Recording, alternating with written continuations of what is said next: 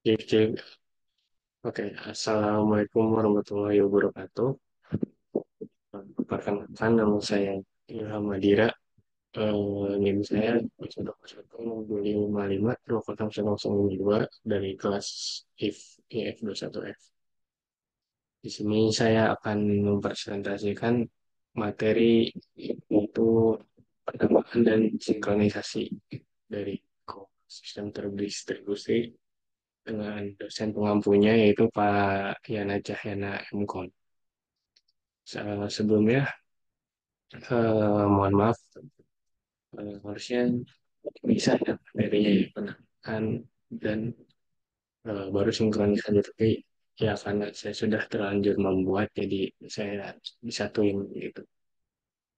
Oke, yang pertama, penamaan. Nama digunakan untuk secara unik mengenali entitas di dalam sistem terdistribusi. Entitas dapat berupa proses, objek jauh atau remote, groups, dan lain-lain. Nama dipetakan ke lokasi entitas menggunakan name resolution. Di sini ada contohnya yaitu nama http://www.sister.net titik 2888 slash kuliah slash contoh .html. Terus di DNS lookup, research ID atau address for file path. Eh, ini di bawahnya 55.55.55, MAC address-nya 02.260.28C titik 02.B0.5A. Terus di sampingnya ada 888 ke host ya, dan ini juga kuliah slash contoh .html. Terus di sini ada jenis-jenis referensi entitas. Ada nama. Nama adalah sehimpunan bit atau karakter yang mereferensi atau mengacu suatu entitas. Nama dapat bersifat human friendly atau tidak. Terus ada alamat atau address. Setiap entitas terletak pada suatu access point atau titik akses, dan akses point itu mempunyai alamat atau address.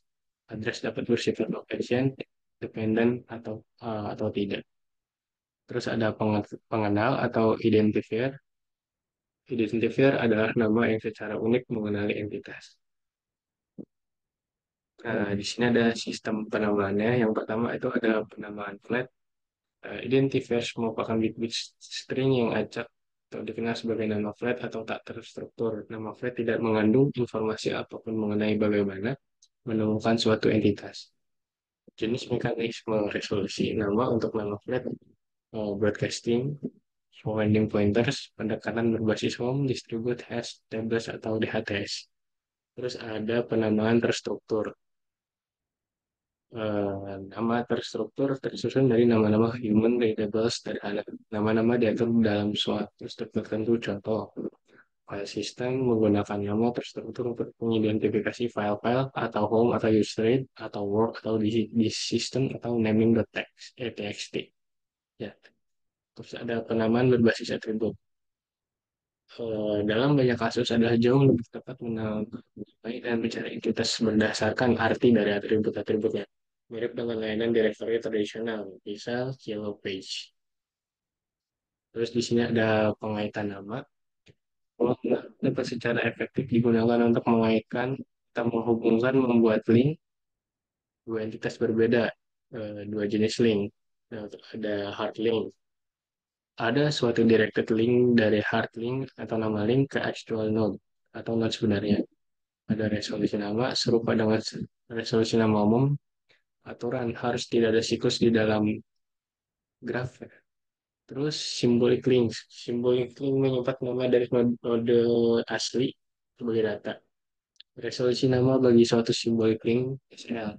Yang pertama ada resolusi nama SL, baca isi dari SL, resolusi nama berlanjut dengan isi dari SL. Aturan harus tidak muncul siklus referensi. Oke, lanjut ini ke materi sinkronisasi ya. Sinkronisasi adalah proses mengkonfigurasi beberapa proses untuk berjalan secara bersamaan. Ketika beberapa proses berjalan secara bersamaan, sinkronisasi proses membantu menjaga konsistensi informasi bernama dan pelaksanaan proses kolaboratif. Perlunya sinkronisasi yang melakukan pelacakan kendaraan dalam satu sistem pengawasan kota menggunakan jaringan sensor kamera terdistribusi. Tujuannya untuk mengetahui jejak jejak atau track dari kendaraan yang mencurigakan. Penulisan file dalam suatu sistem berkas tersebar atau distributed file system. Nah, ini di samping ada contoh-contohnya jika notulen sensor tidak punya versi waktu yang konsisten, hasil lancaran kendaraan tersebut tidak boleh diandalkan. Terus bawahnya jika klien-klien terdistribusi tidak mensinkronkan operasi tulisannya ke file terdistribusi maka data dalam file dapat mengalami kerusakan. Ini contohnya. Terus sinkronisasi waktu. Eh, Sinkronisasi jam fisik. Sinkronisasi jam merupakan mekanisme untuk menyerempakkan waktu dari semua komputer dalam suatu sistem terdistribusi atau sistem. Pertama, algoritma sinkronisasi jam, algoritma Christian, algoritma Berkeley, network time protocol atau NTP.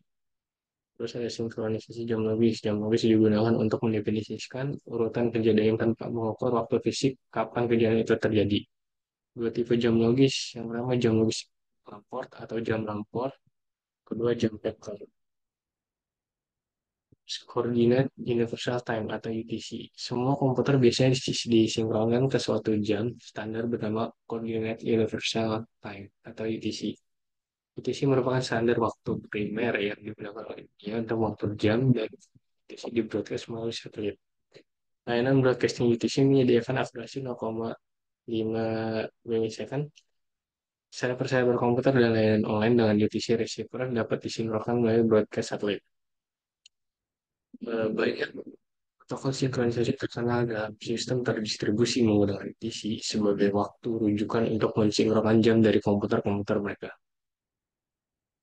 Terus ada di sini ada algoritma Christian. Flav Christian tahun 1989 merupakan suatu algoritma untuk menyerempakkan komputer-komputer dalam jaringan dengan suatu server waktu atau time server. Gagasan besarnya, identifikasi suatu network time server yang mempunyai sumber waktu maaf, sumber waktu akurat atau misal server waktunya mempunyai suatu UTC receiver. Terus semua klien menghubungi network time server untuk sinkronisasi. Namun, delay jaringan terjadi pada saat klien menghubungi time server menghasilkan waktu yang ketinggalan. Algoritma tersebut memperkirakan delay jaringan dan mengatasi gitu. Terus ada algoritma Berkeley, merupakan pendekatan terdistribusi untuk sinkronisasi waktu. Pendekatannya itu yang pertama ada suatu time server secara berkala atau sekitar sekali dalam 4 menit, mengirimkan waktunya ke semua komputer dan mengambil selisih waktunya. Yang kedua, komputer menghitung selisih waktu dan kemudian membalas. Terus ada server menghitung suatu selisih waktu eh, rata-rata untuk setiap komputer. Server memerintahkan semua komputer untuk mengupdate waktu mereka dan sinkronisasi waktu global. Terus di sini ada Network Time Protocol atau NTP. NTP mendefinisikan suatu arsitektur untuk layanan waktu dan protokol untuk mendistribusikan informasi waktu di internet. Dalam NTP, server-server dikoneksikan dalam suatu hierarki logis bernama synchronization subnet. Level-level dari synchronization subnet disebut sebagai strata. Server-server strata satu mempunyai informasi waktu yang paling akurat terhubung ke suatu UTC receiver. Server dalam setiap strata bertindak sebagai server di strata lebih rendah.